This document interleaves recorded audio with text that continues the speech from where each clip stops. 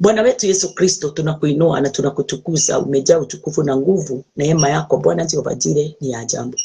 Asanti ni kwa sababu ya kunisaidia kuingia katika nafasi hii ya wendani, na ndio niweze kunena na mioyo ya watu wengi, niweze kufungua watu wengi, na watu wengi Bwana Jehova Jireh waweze kupokea amani na furaha ndani ya mioyo yao.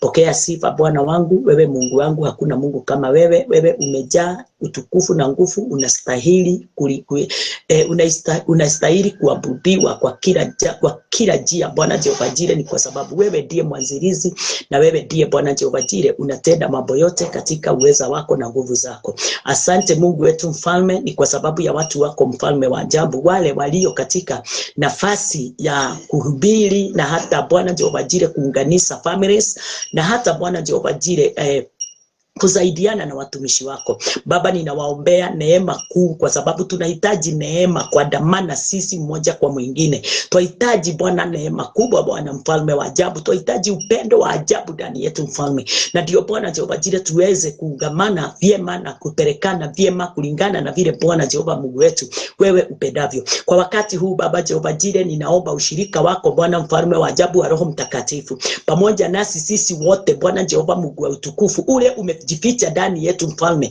ukaweza kufanya kazi na kutenda kulingana na vile Bwana Jehova Jireh wewe upendavyo, katika jina lako Yesu Kristo. Wewe ni mwenye neema na mwenye utukufu na mwenye haki, na mambo yote Bwana Jehova Jireh ni kamilifu kwa vitu vyote, katika jina lako Yesu Kristo. Neno lako Bwana tukienda kulisungumza, ninaomba liweze kuwa msaada mkuu sana ndani ya mioyo ya watu hawa, na ndio mfalme wa ajabu, kama vile umetubadilisha kulipitia hili neno, hata wao Bwana Jehova Jireh wakaweza Bwana mfalme kutiwa mawazo mapya ndani yao, wageuke Bwana Jehova Jireh waibe wimbo wa utukufu na wasifa, kwa sababu Bwana Jehova Jireh ya yale yote Bwana umeyatenda katika maisha yetu sisi wote. Twakuinua na twakutukuza, nikijua ya kwamba neno lako wakati wote linapoanguka ndani ya mioyo yetu ni nguvu na ni uwezo na ni ufalme yani ni utawala wa ufalme wa Mungu utakao nena ndani yetu mfalme. Ninakushukuru Bwana, kwa sababu haya yote haigejulikana na mtu wa mwilini ama mtu wa kawaida, lakini tunayatambua na tunaielewa kwa sababu Bwana Jehova Jireh wa Roho wako Mtakatifu ndani yetu. Asante Mungu wetu mfalme, wewe ulitushika na ukatuweka mahali pako, na hakuna mtu awezaye kutuondoa na hakuna ataweza kutuondoa pale, kwa sababu mfalme umetushika na umetuficha mahali pako kupitia mwanao Kristo Yesu. Ninakushukuru Bwana wangu na ninakuinua mtakatifu, wewe umejaa sifa na utukufu, katika jina lako Yesu Kristo tumeomba na tumeamini. Amen, amen, amen. Ninamshukuru Bwana kwa wakati huu, nikiendelea na neno lake Bwana katika nafasi hii. Na jana tuliweza kusoma na tukaweza kufika katika kitabu ya John 14:6, lakini leo nataka tuweze kuanzia na kitabu ya katika hiyo topic yetu, how we are delivered from the power of darkness. Na ili kuwa delivered ni kitu kimoja niliweza kutambua ya kwamba hauwezi kufanyika kuwa delivered kama haujatambua, kama hauja understand. Ni lazima uwe na understanding ya lile jambo unalolifanya na mahali pale unapoingia.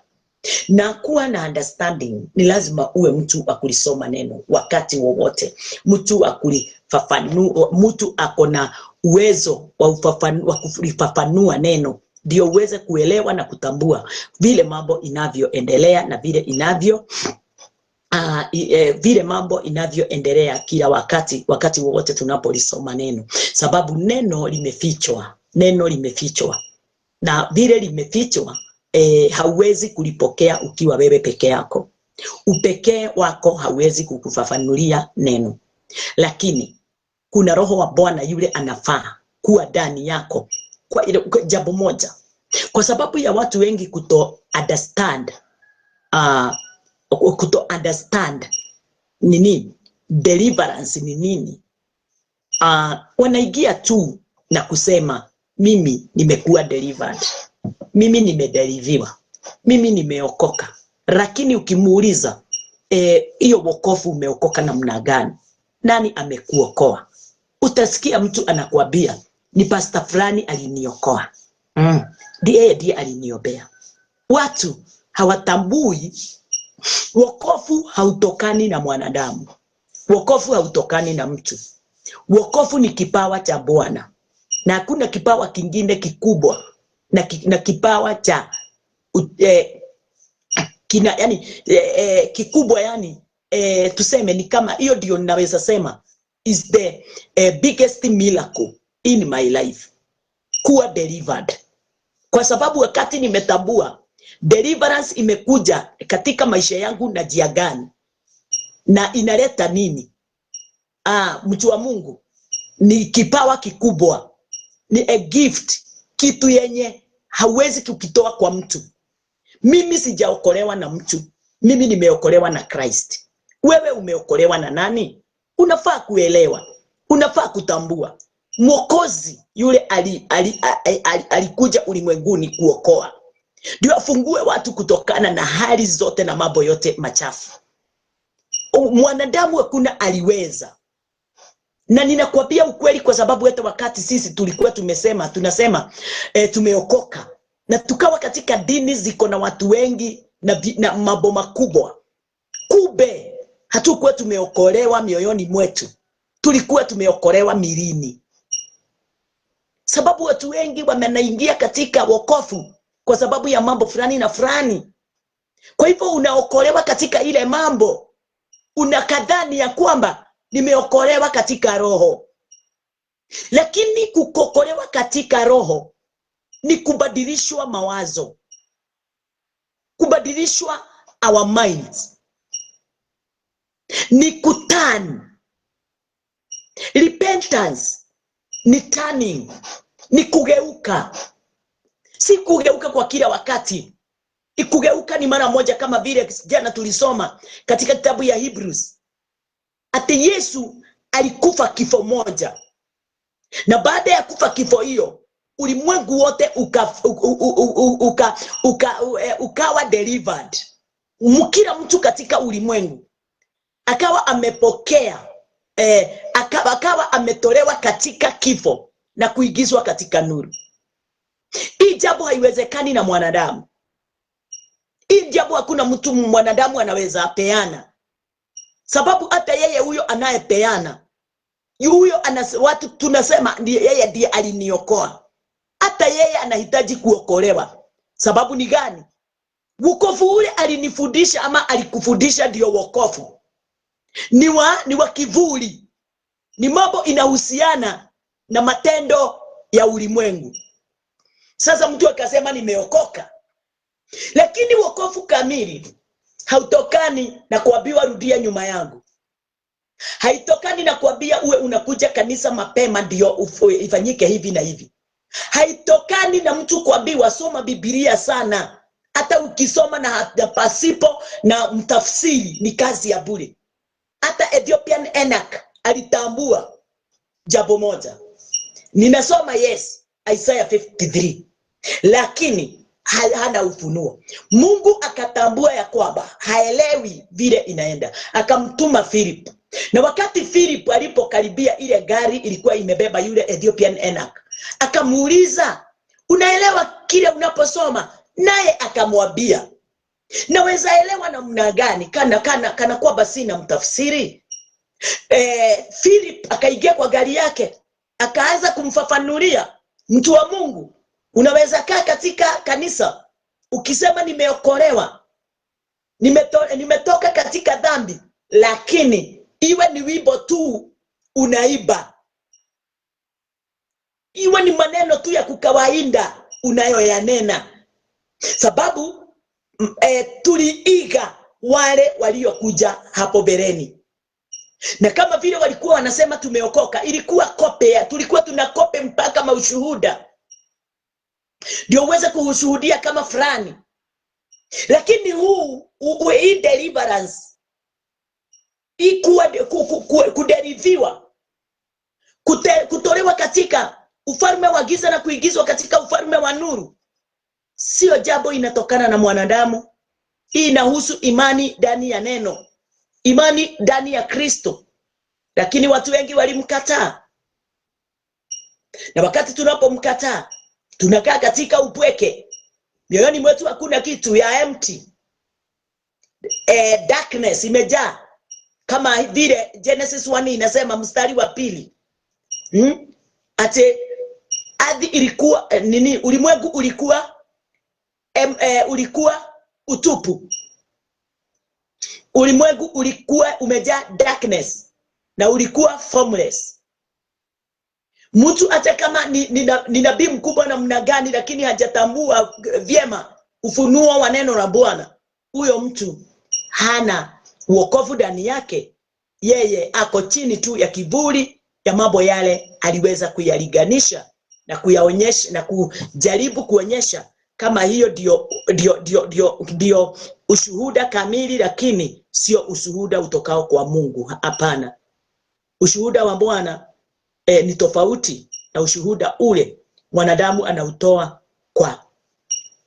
kwa kufanya yeye kuwa kile anavyotaka mwenyewe. Sawa, sasa nataka tuweze kufungua katika kitabu ya katika kitabu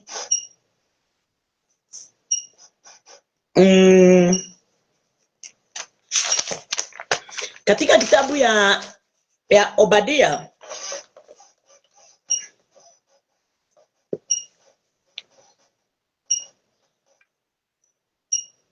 Tafuta kitabu ya Obadia mahali pale.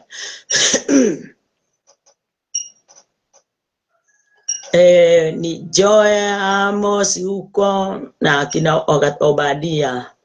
Obadia 1. Obadia ni kitabu moja tu. 117. 117. Neno linasemaje? Neno linasema, but upon Mount Sinai shall be deliverance, and there shall be holiness, and the house of Jacob shall possess their possessions. Bali katika mlima Zayuni watakuwako wenye kuokoka, nao utakuwa mtakatifu, na nyumba ya Yakobo watamiliki milki zao. Kulingana na neno, wakati nilipokuwa ninaisoma hiyo prophecy, ni prophecy kwa sababu hii Yesu hakuwa amekuja katika ulimwengu kulingana na vile tunatambua. Kwa hivyo akina Obadia walikuwa manabii, prophets, na akatambili akasema katika Zayuni kutakuwa shall be deliverance, kutakuwa na kutakuwako na kuokoka. Bwana asifiwe. Na wakati ule nilikuwa ninaangalia hiyo neno, nikaona ya kwamba watu wale watakuwa huko Zion ni tayari ni wale wameshaokolewa. Vile watu wanaugamana na wanaingia ndani ya nyumba la Bwana wakiwa wameokolewa tayari. Na nikaweza kuona ya kwamba ndani ya nyumba la Bwana kuna igianga watu wale wameokoka. Hao wengine wanaokolewa nje. Wanaokolewa nje. Baadaye wanakusanyika mahali fulani. Kwa nini? Kwa sababu ya kufundishwa neno. Kwa sababu ya kuelekezwa na kufundishwa neno. Kwa hivyo ninaweza kusema ya kwamba hii Obadia alionena ilikuwa prophecy. Ni jambo lilikuwa halijatukia. Kwa sababu ni ndani ya Old Testament. Na scriptures zilikuwa zinanena mambo yale hata wao hawakuyatambua wenyewe. Walinena mambo lakini hawakujua vile itaenda kutimia. Na hawakuwa wanajua wananena juu ya nani. Na tukiangalia vizuri tutajua ya kwamba kulingana na New Testament walikuwa wana prophesy about Christ Jesus. Na wakati walipokuwa wakiprophesy juu yake hakuwa ameingia. Kwa hivyo ni mtu alikuwa wa kugojewa. In Old Testament, in scriptures. Na wakati ule sasa ilifika katika wakati wa wa Yesu kuja, ile prophecy ya Obadia ikaweza kutimia, sababu yule aliyonena juu yake ni Christ, na Christ ameshafika.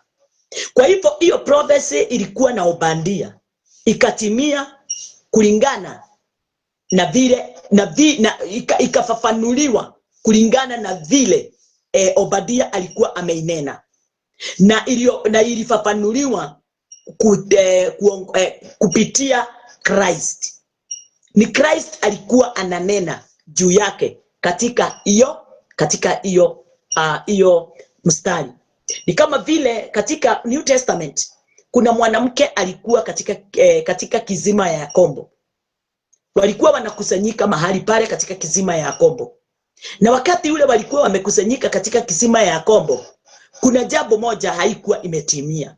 Walikuwa wanakusanyika wakiwa hawana siri, hawakuwa wametambua ya kwamba ufalme wa Mungu umeshawafikia. Sababu ufalme ulikuwa umekuja kwa yes, Christ alikuwa amekuja, lakini hawakuwa wanatambua yeye yule aliyekuwa ananenwa na prophets, hawakuwa wanatambua. Tusipotambua mambo kama haya, tutaokoka wokovu tu wa kawaida. Tutakuwa kanisani kama huyo mama alikuwa na wanaume 5 na hata wa 6 hakuwa wake. Mpaka wakati ule Christ Jesus, wakati Christ alikuja katika kisima ya Yakobo, huyo mama ndio aliweza kufunguliwa mawazo, akatambua, na hili jambo nilikuwa nimeisikia, ati watu hawataacha kuombea ndani ya madhunagogi, chini ya miti, hata vizakani, lakini wataugamana katika Jerusalem. Hata Jerusalem, yani kulingana na neno, watu wote watajifichia Christ in their hearts. Watamtambua Bwana mioyoni mwao. Sio ya kuwa ati tumekusanyika Jerusalem, sio ya kwamba tutakusanyika chini ya miti na vichaka na milima mirefu, sio ya kwamba ati tutakuwa, yani sio, kwa sababu haya yote kulingana na neno itafanyika wakati ule nitatambua Christ na kazi yake. Kazi ya Kristo ilikuwa gani katika ulimwengu? Kufa, kuzikwa na kufufuka. Christ ndio sauti ya Biblia. Christ ndio msemo wa Biblia. Kama unataka kumjua Kristo, msome katika Biblia. Hapo ndipo ameandikiwa. Ukitaka kumtambua Mungu, rudi katika maandiko. Soma juu ya Christ, yule aliyetumwa katika ulimwengu. Neno linasema ya kwamba wewe unataka kumjua Mungu, kwanza tangulia kumjua Christ. Kwa sababu Christ ndio mfano kamili vile Mungu alivyo. Christ ndio sauti kamili vile Mungu anavyonena. Christ ndiye kazi kamili ile Mungu anayoifanya. Vile Christ anafanya, hivyo ndivyo Mungu naye alivyo na anafanya. Kama Christ hajaua, Mungu mwenyewe hajawahi ua. Na kama Christ hajawahi chukia, jua hata Mungu mwenyewe hajawahi chukia. Kama Christ hajawahi tenga watu, jua please, hata God himself hajawahi watenga. Kama Kristo anahurumia watu, hivyo ndivyo Mungu naye alivyo anatuhurumia. Kristo akiponya watu vile alikuwa anawaponya, elewa kabisa hivyo ndivyo Mungu anavyofanya. Sababu Christ alisema, yote yale mnaona nikiyatenda ni yale Baba anayotenda. Yale yote mnaona nikiyasema ni yale yote Baba anayoyasema. Kwa hivyo, kama vile jana tulisoma ya kwamba Kristo Yesu ndiye njia, ndiye uzima, ndiye nuru. Christ ndiye kila kitu katika maisha yetu. Haleluya. Nashukuru Bwana kwa sababu ya kutambua na kugundua vizuri ndani ya maisha yetu. Wakati unaposoma Biblia, handle the word of God properly, ibebe vizuri, iweke vizuri, handle it properly, ndio iweze kuwa msaada mkubwa katika moyo wako. Ukishika tu na kulegea, hautasaidika katika maisha yako. Haleluya, Bwana asifiwe. Na wakati ule sasa ndio tuweze kutambua hizi prophecies. Ni wakati ule epistles, akina Paul, mitume wote kutoka kitabu ya Acts of Apostles, wakati ule tulifika katika hiyo nafasi, hapo ndipo ufunuo wa prophecy ilifanyika kuwa fulfilled from act. Mitume waliweza kufafanua hiyo kazi ya Mungu kulingana na vile prophecies zilikuwa zimetangulia kusema. Kwa hivyo pasipo New Testament scriptures in Old Testament, hakuna mtu angeweza kuyatambua wala kuyajua. Tunayajua kwa sababu kunao waliotangulia na wakaweza kutambua mambo kinaga ubaga vile Christ alikuwa anafanya. Ndio sisi nasi tuweze kufikiwa na hile neno na ule ufunuo, tuweze kuyatambua vyema, na ndio tuweze kusimama katika haki ya Bwana. Obadia alikuwa prophet. Bwana asifiwe. Obadia alikuwa prophet, na wakati na alikuwa prophet wa Old Testament. Alikuwa anatafsiri, alikuwa anatio sio kutafsiri, alikuwa ana prophesy in Old Testament. Na ukweli ni ya kwamba hata kama aliprophesy, hakutabua mambo hayo kulingana na vile kilikuwa ana prophesy. Wao waliprophesy tu, but yule alikuwa wana prophesy juu yake hawakumuona na hawakumjua. Bwana asifiwe. Katika hiyo nafasi nitasoma katika kitabu ya 1 Peter. Nirudie hii 17 ya atebali katika mlima Zayuni watakuwako wenye kuokoka. Zayuni wanakutana watu wale wameokoka. Wanakutana kwa nini? Ndio waweze kufundishwa, kuelekezwa, kufafanuliwa neno la Bwana vile lilivyo. Kanisa ni mahali pa kufundishwa. Kanisa ni mahali pa kuelekezwa. Kanisa ni mahali pa watu kwenda kushukuru Bwana katika kazi yake jema aliyotupa. Kwa hivyo kanisa si mahali pa kwenda kuponywa. Kanisa si mahali ya kwenda kuponywa ati niko na magonjwa niko na. Kanisa ni mahali pa kwenda kufundishwa, kuelekezwa yani kutiwa nguvu, mambo kama hayo yote, na kufanywa watu kamili kutokana na mioyo. Tuache kufanya kanisa kama hospitali. Tuache kufanya kanisa hospitali, na tuache kufanya kanisa soko, na tuache kufanya kanisa mahali pa exchanging money. Tuweze kuelewa.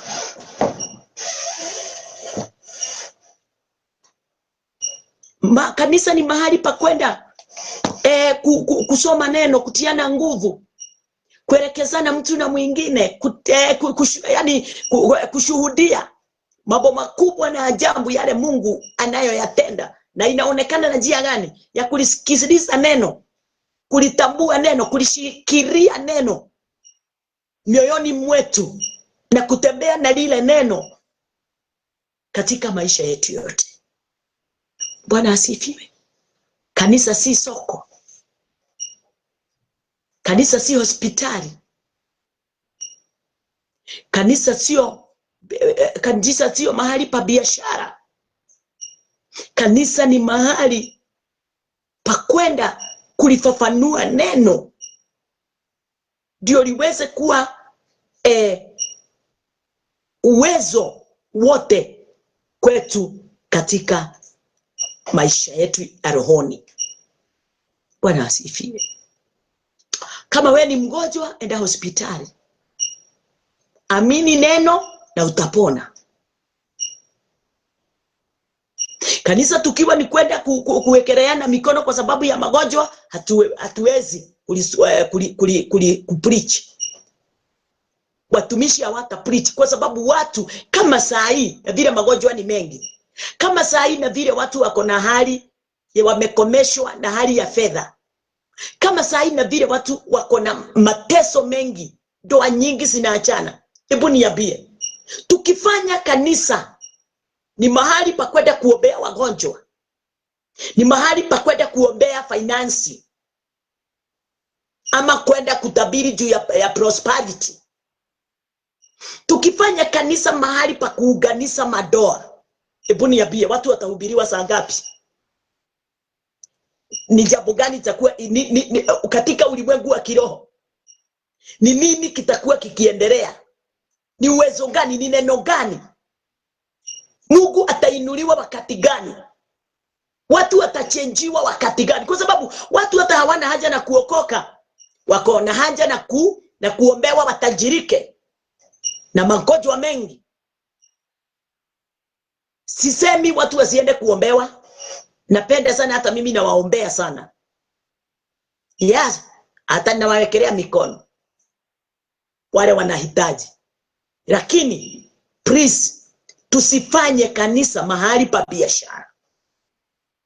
Tusifanye kanisa hospitali ya kuponya magonjwa. Watu wakigojeka, amini neno, enda hospitali. Tusifanye kanisa mahali pa siasa za ulimwengu. Tusifanye kanisa mahali pa siasa. Sababu tumebadilisha kanisa kutokuwa mahali wale wameokoka kukutana, tukaifanya ni kama shimo ya wanyama, mahali pa watu pa kujificha mambo yale wanaofanya machafu na huko nje. Watu wengi wajificha sana. Bwana asifiwe. Kanisa ni mahali pa kwenda kulisikia neno la Bwana, kutafsiriwa siri ile iko ndani ya scriptures. Unaenda ukiwa umejaa na ukiwa na nguvu na uwezo wa kutenda mambo mengi. Haleluya, Bwana asifiwe. Na kupenda mahali popote ulipo. Kwa sababu mtu wa Mungu, tukikosa kuangalia vizuri, kanisa siku ya leo sio kama kanisa, ni kama mahali pa biashara. Tumeacha kuonyesha Christ, tunaonyesha watu, nguvu za watu, mamlaka ya watu. Christ ameondolewa. Tunaonyesha vitu, na hizi vitu tunaonyesha na watu tunaonyesha, ndio Christ alikuja kuondoa, ndiye abaki yeye mwenyewe. Na tuna ushuhuda kamili ya kwamba wakati wakati wa transfiguration, wakati Elijah na Elisha na Christ walipokuja katika huo mlima, Mungu aliondoa Musa na kaondoa Elijah, akabakisha Christ. Kwa hivyo scripture ilinena kumhusu yeye yule aliachwa. Neno linanena kumhusu only Christ, haineni kuhusu mtu mwingine yoyote.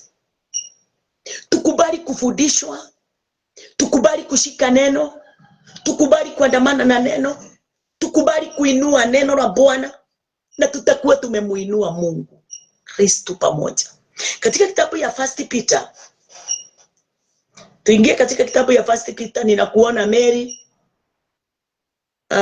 endelea na kazi, sababu hii ndio tumeitiwa tuweze kuionyeshana kila wakati. Mary Modoni, Pastor Mary.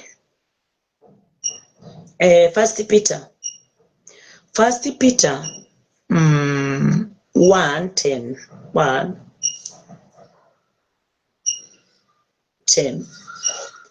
First Peter 1:10 inasema, of which salvation the prophets have inquired and searched diligently, who prophesied of the grace that should come unto you. Katika habari ya wokovu huo, manabii walitafuta. Si unaona? Unapendwa. Wewe ni mtu Mungu anapenda sana. Ati manabii walikuwa wanatafuta kuchunguza ambao walitambili habari za neema itakayo wafikia ninyi. Wao walihubiri kile kitu hawakukijua. Neno linatuambia walijaribu kutafuta, walijaribu kuchunguza, lakini hawakuipata kulingana na vile walipokuwa wakihitaji. Sababu ni kitu kilikuwa kimefichwa na wao walikosa kuijua. Lakini sisi, yale waliandika, yale walitafuta, wale walichunguza, wakakosa kuijua, leo hii ndio msaada wetu. Leo hii ndiye msaada wetu. Neno la Bwana limefika kuwa msaada wetu. Walitestify juu ya mambo yale walikuwa wanayo nena juu yake, lakini ikawa mazito sana kwao. Bwana asifiwe. Yakawa kwao ilifanyika kuwa mazito. Lakini jambo linanifurahisha ni ya kwamba yani sisi tumeipokea ule utukufu walikuwa wananena juu yake. Wao hawakupokea, lakini sisi tuliipokea. Tumeipokea. Bwana asifiwe. Sisi tumeipokea. Bwana asifiwe. Walinena juu ya utukufu utakao kuja. Walikuwa wanaona mambo makubwa, lakini hawakutafsiri. Hawakuelewa. Haikujulikana kwao. But kwetu sisi imejulikana. Kile waliandika juu ya mwana wa Mungu, Christ Jesus. Vile atakufa, vile atasikwa, na vile atafufuka, na aweze kufanya jina la Mungu liweze kuwa glorified. Sisi saa hii tu ndani ya kuglorify that name of God. Utukufu ule ulikuwa umefichwa. Sisi tumefichuliwa. Tumefichuliwa kupitia mwana wa Mungu yule aliyeyafanya. Kwa hivyo sisi na Kristo tumekuwa kitu kimoja. Kuna utukufu wa ajabu umefichwa ndani ya maisha, ndani ya mioyo yetu. Haukuwa umepeanwa kwa mababa wetu, our forefathers, our prophets, wale wa Old Testament. Waliprophesy, lakini hawakutambua. Sisi tumetambua kile waliprophesy. Sisi tumekalia kile waliprophesy. Sisi tuko ndani ya kile waliprophesy.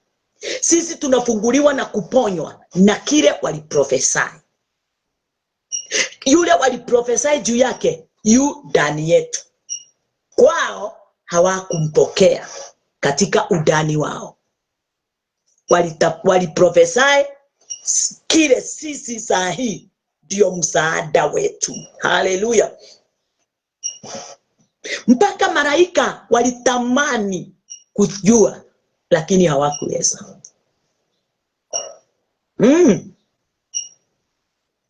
Walitamani kuangalia utukufu ya hayo yatakuja, lakini hawakutambua. Wewe ni mtu wa ajabu. Mungu amekupa nafasi ukayatambua vile tu umezaliwa, umetambua kuna Christ, kuna neno, kuna maficho, kuna kiongozi, kuna nuru isiyo mwanga, lakini nuru ya uzima. Kuna uzima wa milele, kuna kufunguliwa. Yani sisi tulizaliwa na kutambua haya yote, yote katika haki. Kwa hivyo hiyo prophecy ya Obadia ilinena kuhusu glory that to follow. Ilinena kuhusu utukufu ule uliokuwa utakao kuja. Kwa hivyo haukujulikana nyumaye. Bwana asifiwe. Lakini sisi Mungu amefanya tuweze kutambua, na tukautambua vyema na vizuri kulingana na mapenzi ya Bwana. Prophecies hizo zilikuwa zimebeba utukufu wa ajabu. Zilikuwa zimebeba utukufu ule utakao kuja katika maisha ya wale watakao kuja nyuma. Sisi sio wao. Haleluya. Kwa hivyo inaonekana ya kwamba hii prophecy wali prophesy, inahitajika tuweze kuichunguza vyema, kwa sababu ni kitu imefichwa, haigeeleweka wala kujulikana hivyo tu. Ni kitu inahitaji kuchunguzwa. Ni kitu inahitaji kufafanuliwa. Ni kitu tulikuwa tunahitajika kujua vile tunaweza kifanya kikamilifu ndani yetu. Yani ni kitu tulikuwa tunafaa kukitambua na kukijua vile kitaweza kulifeel Christ. Kwa sababu kitu chochote tusomapo katika maandiko na kionyeshani Christ, hiyo sio neno la Bwana. Hiyo ni mawazo ya watu. Lakini wakati wowote tunapoiangalia neno, tuna find out ndani yake Christ na tunamuona ukweli. Hiyo ndio neno. Ile tunaangalia na tunaona Kristo, tunatafsiri Kristo ndani yake. Hiyo ndio ile neno iliandikwa na mababa wetu wa zamani, na hiyo ndio neno la kweli. Lakini wakati wote utaangalia neno, uone tu Samson, uone Daudi, uone nini, Noah's Ark, only bila, yani oguo hatari Kristo dhine wa Noah, pasipo kutambua hiyo Noah's Ark inanena kumhusu Christ, bila kutambua the serpent, yani ile tulikuwa tunaambiwa ya kwamba nyoka wa shamba na nyoka wa moto wale wako katika kitabu ya Numbers. Ukitazama wewe uone nyoka wa moto, ukose kutambua tofauti ya nyoka wa moto na nyoka wa shamba, na uweze kutambua, ukose kutambua kile kinapeanwa na nyoka wa moto wa shamba na kile nyoka wa moto wanapeana. Nyoka wa moto walikuwa wanaleta magonjwa, shinda, matatizo na vitu vyote. Lakini nyoka wa shamba, Christ Jesus, ukikosa kumtabua ni yeye yule Christ,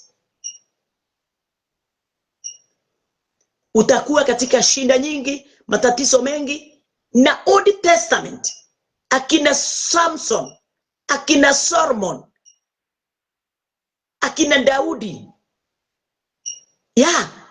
kila mtu anaonyesha kazi ya Kristo vile ilivyoendelea na vile inavyoendelea mpaka sasa. Lakini watu wanaona Daudi alioa wake wengi, Samsoni alikuwa na wake wengi, Daudi aliua. Wanaona vitu mambo isio na msingi, wanaitafsiri hivyo na wanataka kufanya hivyo. Nataka kukuambia Old Testament iliandikiwa Jews. Jews walikuwa wananenewa, sio sisi. Sisi ni kujifundisha, tunajifundisha na wao. Sisi tuna run from them. Lakini sio sisi tuliandikiwa.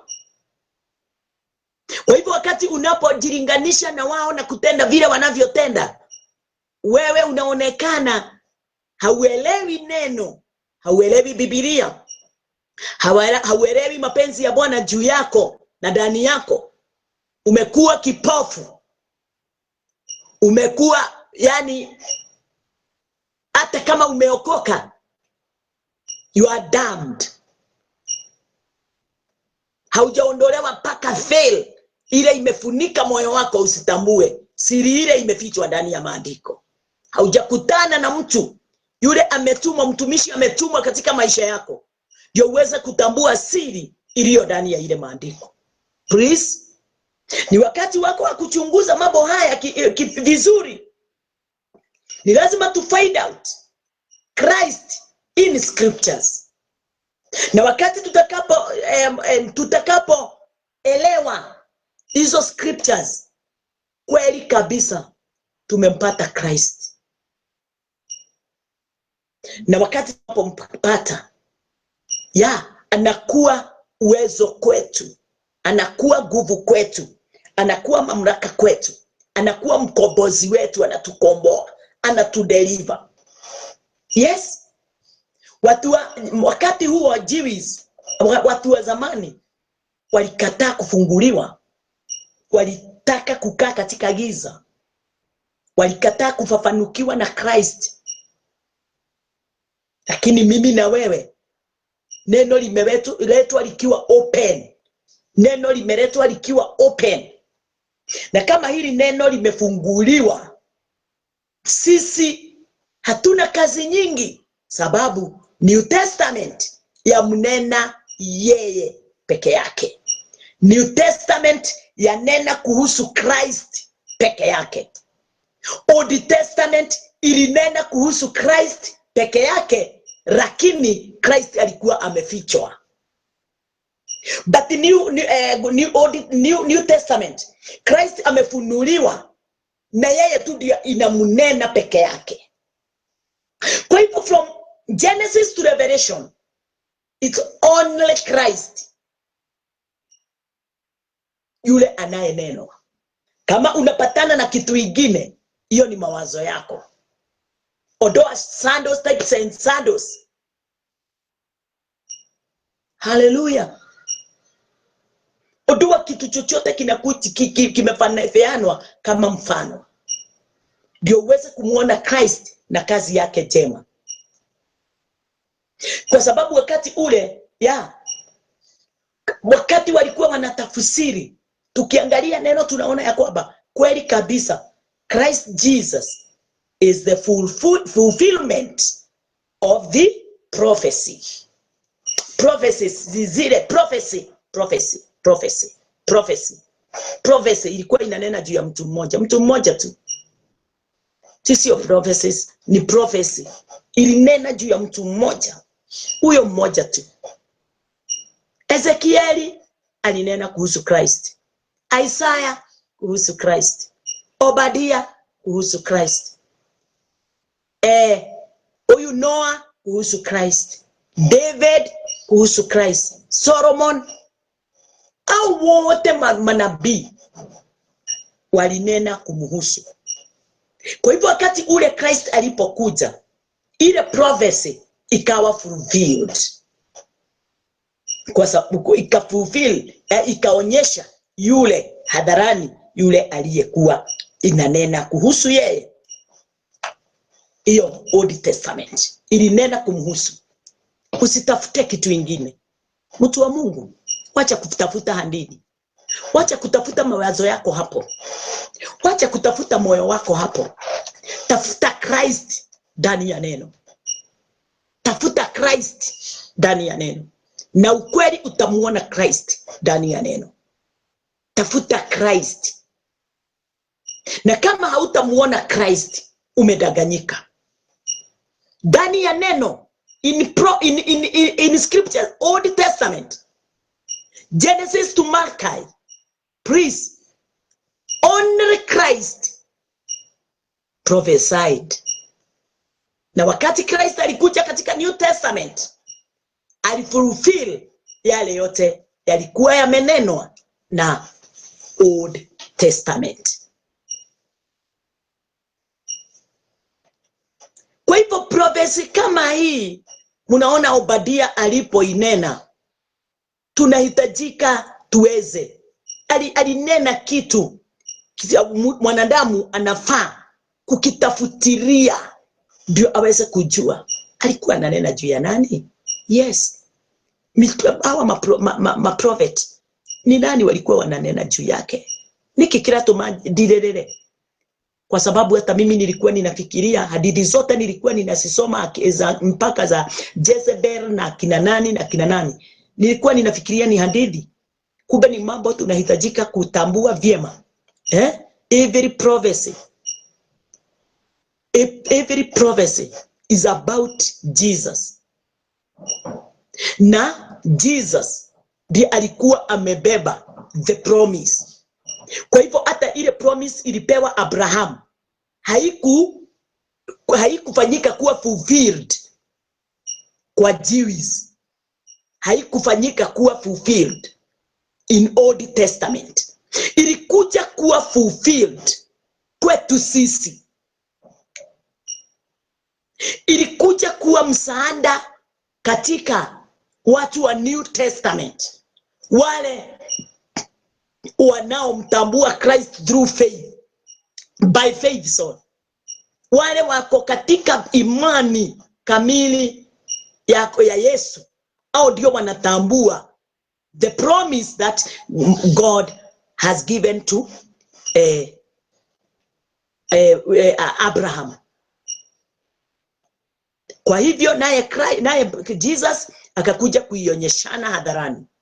Na wakati ameionyeshana hadharani, ikawa ni nguvu na ni uwezo na ni mamlaka kwetu sisi wote, kama vile Mungu anavyotaka. Na hiyo promise ilikuwa ni nini? There shall be deliverance and holiness. Hiyo promise haikuwa inaongea mambo mengi. Kutakuwa na deliverance and holiness. Bwana asifiwe. In the house of Jacob. Kwa hivyo mimi na wewe tumetoka katika house of Jacob. Jakufu. Bwana asifiwe. Na hapo ndipo chanzo cha watu wale wanaosema nimeokoka kumpitia mwana wa Mungu Kristo Yesu wamefichwa. Katika kitabu ya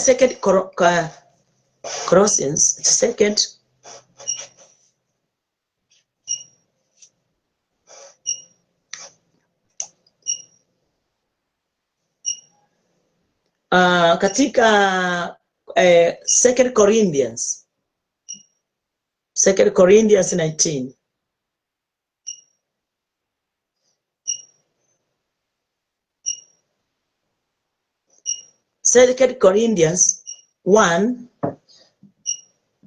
Second Corinthians 1:19 inasema, for the Son of God Jesus Christ, who was preached among you by us even by me and Silvanus and Timotheus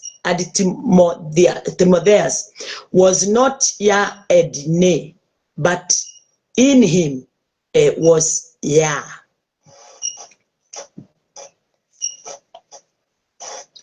Number 20. For all the promises, yes, number 20.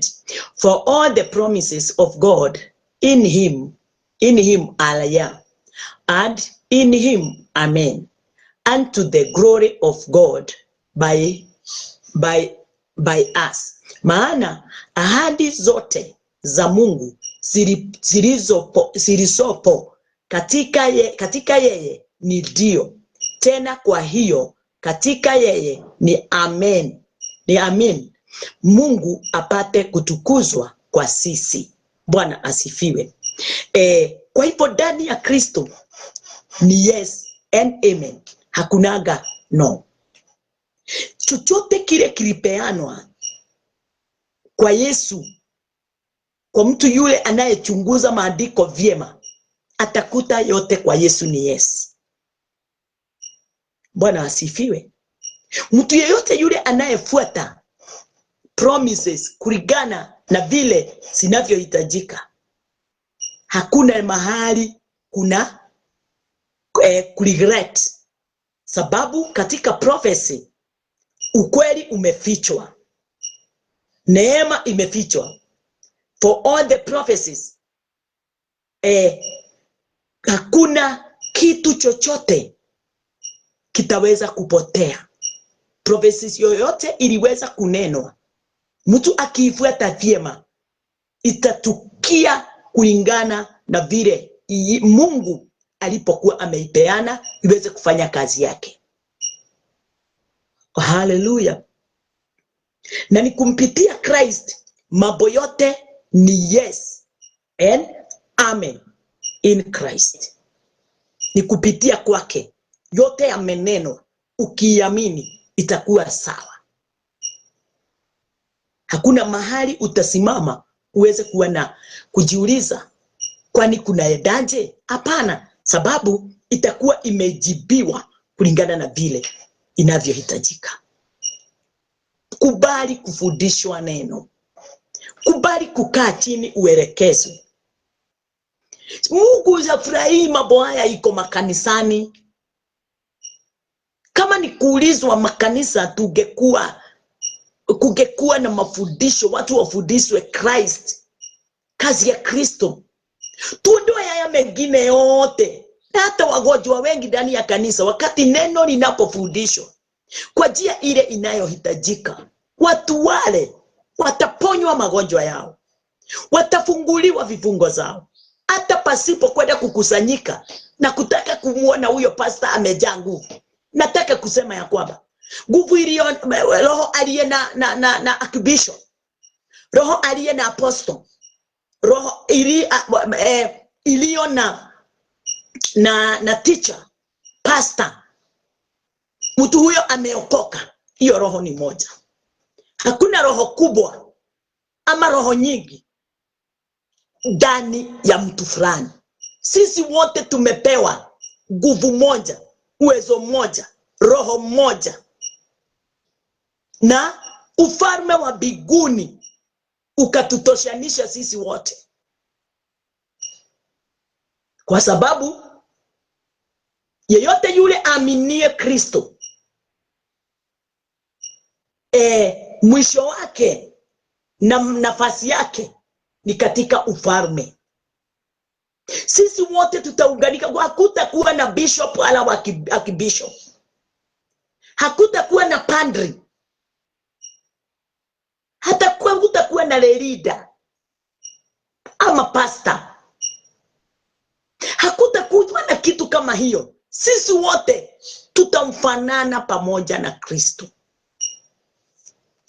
Kwa hivyo yule roho aliye ndani yako ndiye yako ndani yangu.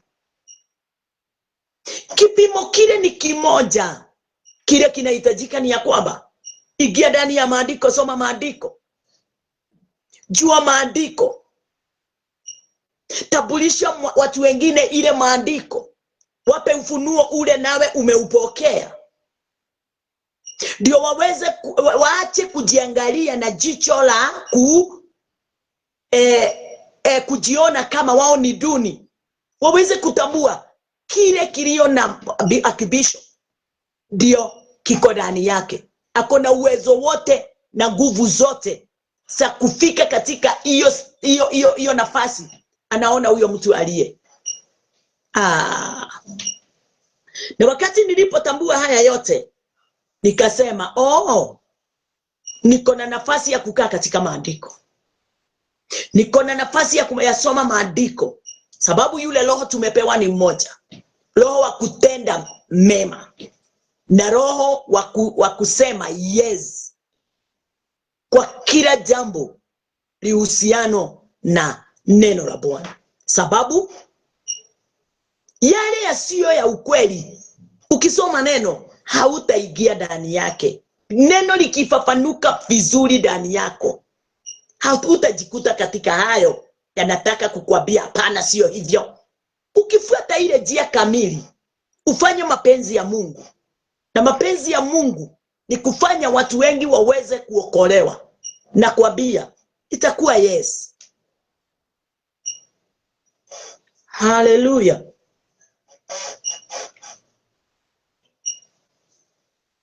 Na wakati wote tunapotembea na tunapofanya chochote, tunayafanya kwa sababu tumepewa nafasi ya kuyafanya.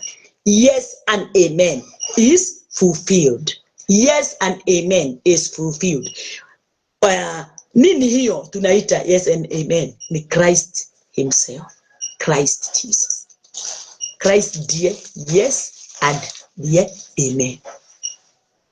Mwisho wa mambo yote ni Christ. Christ ndiye mwanzilishi na ndio wa kumalizia. Haleluya. Alikufa kwa ajili yako na akafufuka ndio wewe upate nafasi katika ufalme wa mbinguni. Haya yote ilifanyika ndio wewe uweze kukamilishwa,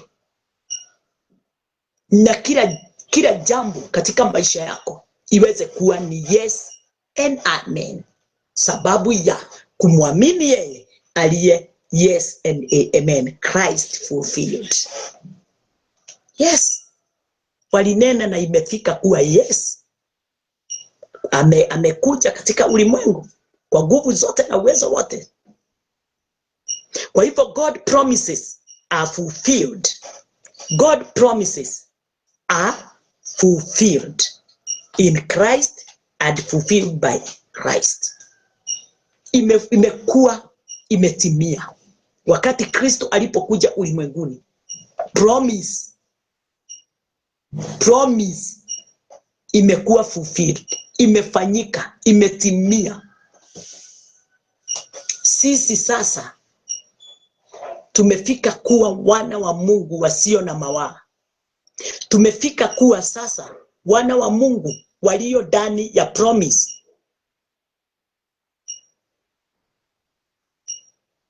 Na tuendelee na kutafuta vile ilikamilika ndani ya Kristo. Ilikamilika namna gani?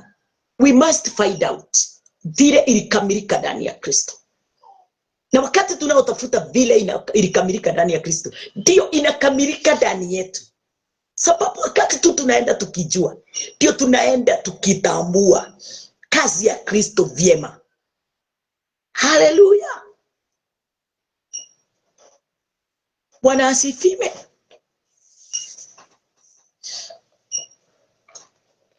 Mara mingi watu wanaona wokovu ni msaha tu. Wokovu ni kawaida. Na kuambia hakuna kitu kikubwa ulimwenguni. The biggest miracle is salvation. The biggest miracle in the world is salvation. Na si salvation zote watu wanasema wamepokea za kweli. Salvation ya kweli ni ile utaweza kuipokea kupitia ufunuo wa Old Testament. Ukifafanukiwa na Old Testament, utabue chochote kile kimefichwa ndani ya Old Testament. Find out Christ in Old Testament. Nakwambia mtu wa Mungu, you are free. Free indeed. Umeokolewa, umefunguliwa, kufunguliwa kule kwa kweli. Sio kwa sababu ulipokea uponyaji, sio kwa sababu nilikuwa sipati watoto na nikapata. Hata ulimwenguni kuna wamama wanakaa miaka 20 na hawajaokoka, wengine ni waganga na wanaenda hivyo wanapokea watoto. Kuna watu walio katika ulimwengu matajiri wakubwa sana, hawajaobewa na mtu ndio watajirike. Walitajirika tu kwa sababu ya bidii yao. Na bidii ni lazima uwe nayo ya kujisibisha katika maisha yako ya mwilini. Ukikosa hivyo, maandiko inasema mtu yeyote hafanyi kazi hata kukula asikule. Kupumzika kule tunanena juu yake, si kupumzikia kazi. Si kupumzikia kazi. Kazi fanya usiku na mchana. Kazi fanya ndio ule na unywe, na ndio ukamilishe mambo yale yote inayohitajika katika ulimwengu tulio ndani yake. Sababu Christ hakukuja na fedha, coins na papers ate ndio akuje atupe. Hiyo ni mtu alitengeneza. Hiyo ni mtu aliweza kuwa na hiyo hekima, akawa na hiyo knowledge. Hallelujah. Vile tu mnaona tunaenda mambo mapya ikikuja, tumetoka katika analog sasa tuko digital, mambo kama hayo. Ndio mambo mengi itaenda tu ikifichuka. Hivyo ndivyo tunahitajika kutaka kujua na kufichukiwa, na siri imefichwa ndani ya Old Testament. Hallelujah. Fanya bidii katika kazi yako. Usilale, kwa sababu ukilala utajiaibisha, utakosa chakula, utakosa mafasi, utakosa kulipa nyumba, utakosa mambo mengi. Lakini wakati utakapoingia katika businesses, ufanye biashara zako, exchange money kwa njia yoyote ile utaweza, utakuwa tajiri wa vitu za ulimwengu gani, zile za kukwisha. Lakini kwa yeyote yule atatambua ufalme wa mbinguni na utajiri wake, kwa sababu huo tayari tumeshapewa utajiri wote wa rohoni. Tumeshapewa. Kile hatuna ni knowledge ya kujua vile tutaweza kufanya kazi na kutangamana na wale wanaweza kuwa na hiyo misaada kwetu. Wewe ndio unaona watu wanajaa makanisani kushida wakiomba na kufunga ati wabarikiwe. Mtu anatoka hapo akiwa tu vile alikuja, anaenda kulala njaa, sababu hauna knowledge ya vile unafaa kufanya ndio uweze kukula na kulipa nyumba. Tunachukia Mungu bure, sababu tuliambiwa mambo makubwa, tukaelezewa fanyeni ndio mnaye Mungu amfanyie. Mungu ni kama patapotea. Na kwa nini nilifuga na nikaomba na hanipi? Kwa hiyo ilipotea hivyo kama vile patapotea inapoteanga? Hapana, Mungu sio wa hiyo aina. Mungu anapenda na anataka sisi wote tuweze kukamilika. Mungu anafurahia wakati wowote sisi tumefanyika kuwa, tumefika katika furaha yake, amani yake. Wakati tumekuwa na wisdom ndani yetu, katika mawazo yetu, knowledge, understanding. Hizi zote tunahitajika kuwa nazo ndio tuweze kuelewa mapenzi ya Mungu. Tuache kuingiza Mungu mahali hayuko. Mahali hayuko. Sio Mungu anakuambianga sasa nataka uzae. Sasa tumefanya Mungu kama puppet. Ate ukitaka kuzaa, te Mungu alinisaidia nikazaa. Ni wewe ulifanya kitendo ukazaa. Kama haukukifanya haugezaa. Haleluya. Sio Mungu alikuambia fanya hivi ndio uzae. Ni wewe ulichunguza ukaona kazi ya hiyo nafasi ni hii tu. Katamani na ukajikuta. Baada ya furaha hiyo, hape hizo sikaleta mtoto. Fanya kile kinafaa kufanywa ndio uzae. Fanya kile kinafaa kufanywa ndio utajirike kifedha. Fanya vile kinafaa kufanywa ndio ulipe nyumba. Fanya vile inafaa kufanywa ndio upone. Wacha kupeleka magonjwa hospitalini kanisani. Obewa na mtumishi wako. Nenda hospitalini. Magonjwa mengine inahitaji daktari. Sio tu maombi. Kwa sababu kwingine kunahitaji kurekebishwe na kuwekwe tunyama. Ama mfupa ufungwe na chuma. Please. Tuache kujiua na kuharibu nyumba ya Bwana kwa kutoiweka tu hivyo ukigojea ati Mungu afanye. Mungu amesaidia daktari kuweka mifupa chuma ndio ishikane tena. Yes. Sio pastor kazi yake ni kukusomea neno, kukufundisha juu ya ufalme wa mbinguni, aya mengine jua vile utajiponya. Yes. Sasa kuna mambo mengi sana inaopigana nasi kwa sababu hatuifanyi kulingana na vile inavyohitajika. Nimebakisha dakika kidogo.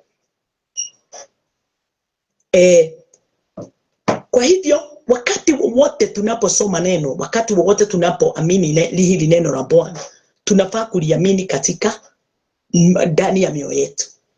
Na tuweze kuamini kile kimefichwa ndani yake ni mwana wa Mungu amefichwa. Bwana asifiwe.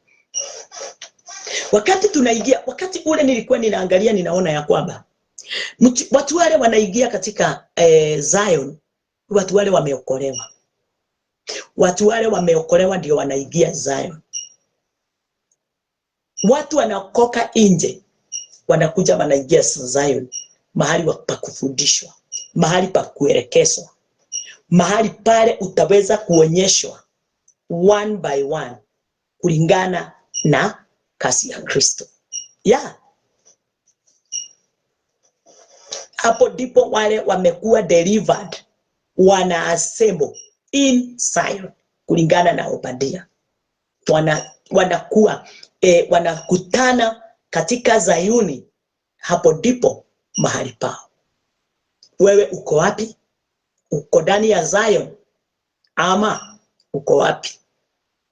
Unatabua Zion ama hautabui?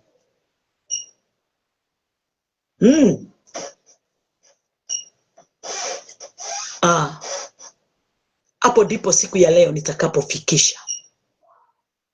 Lakini tuko pamoja tu Sunday, Monday tuweze kuendelea na kuona deliverance. Usipo understand juu yake utaibeba kwa njia nyingi na utafikiria hizo njia ndio zinaleta ukamilifu. Lakini njia ni moja tu, kutambua kazi ile Kristo Yesu alipoifanya ulimwenguni na vile alikufanyia. Na wakati utatambua vile amekufanyia, ndio utabadilishwa mawazo yako. Utatoka katika maisha yako ya kawaida uingie katika nafasi nyingine ya kuonyesha kweli kabisa nimegeuka. Mimi sio yule wa jana. Nimeshageuka. na ni mawazo yangu unatuniwa mawazo kulingana na vile neno linavyonena. Unabadilishwa mawazo yako na neno.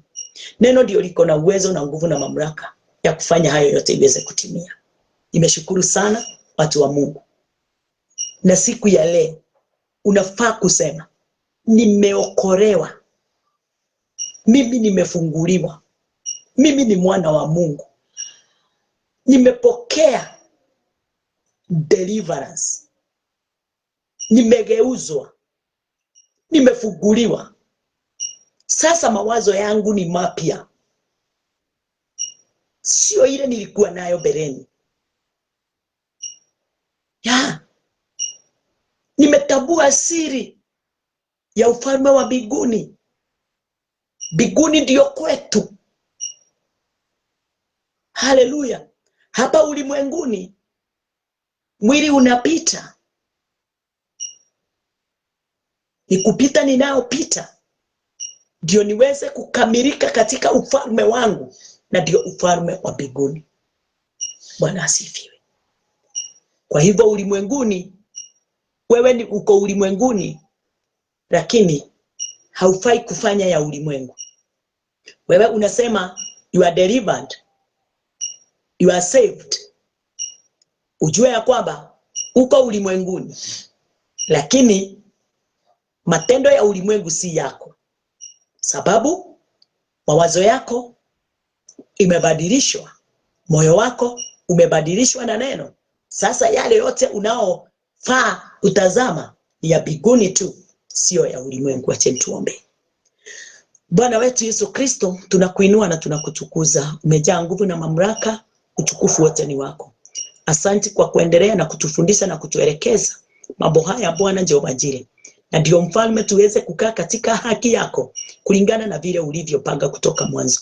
Asante ni kwa sababu ya pendo lako na uweza wako na uzima wako ule umeutia ndani yetu kumpitia kazi ya Kristo ile aliyotufanyia kabla sisi hatujazaliwa. Tunakuinua Bwana wetu, tunakutukuza Baba wetu. Wewe ni mfalme, na wewe Bwana Jehova Jireh hakuna wakati utashindwa. Wewe mambo yako yote ni yes and amen kwa wote wale waaminio.